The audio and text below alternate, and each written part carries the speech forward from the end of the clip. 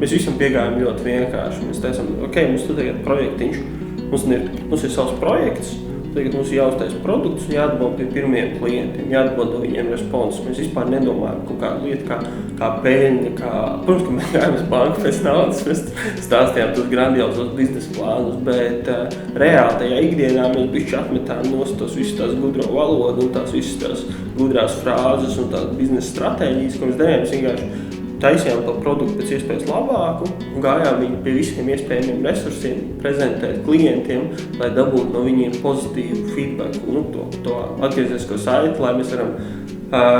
Un tas mērķis bija pirmo gadu vienkārši dojot taisam kustību enerģiju. Galvenais, ko atcerēties, kad, ja ir vēlme, vajag sākt tagad, vajag iet un sākt darīt, jo cik es esmu daudz ar citiem uzņēmējiem runājis, kad nevienam tas biznesa sākuma platforma nav bijusi perfekta. Es tagad zinu visu, man ir līdzekļi, kontakti, visi resursi, finanses, un tagad es visu salieku smuku kopā un sāku biznesu. Vienmēr kaut kas trūkst, tāpatās, ka pēc mašīnu tu gribi jahtu, pēc jahtu tu gribi vilnu, tā ir cilvēki dabā vienmēr tiekties pēc kaut kā vairāk, kaut kā labāk, un tīpaši tādā diezgan komplicētā jautājumā kā biznesa būvēšana, kur ir, es skaitīju kādas 11 struktūras, kuras ir jāpārauga, kuras ir jāizveido sākumā no ražošanas, grāmatvedību, pārdošana, mārketings, visas tās firmas, tagad tu tāds jauns džeks vai ar draugiem, tad tas viss liekas pārāk komplicēti, bet vienkārši vajag sākt darīt, un no viena gala viņš sāk risināt.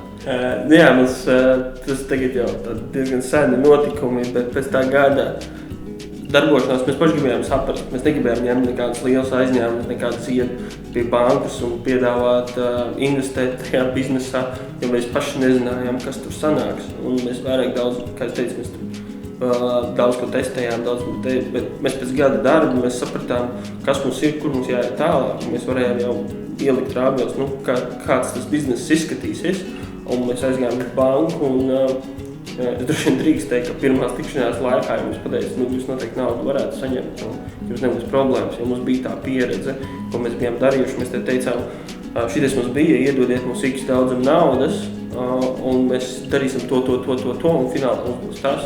Principā visu, ko mēs toreiz uzrakstījām tajā plānā, precīzi, mēs arī viņu, mēs nevis gada laikā, neko pusotra, 2, mēs arī pilnīgi precīzi visu izdarījām.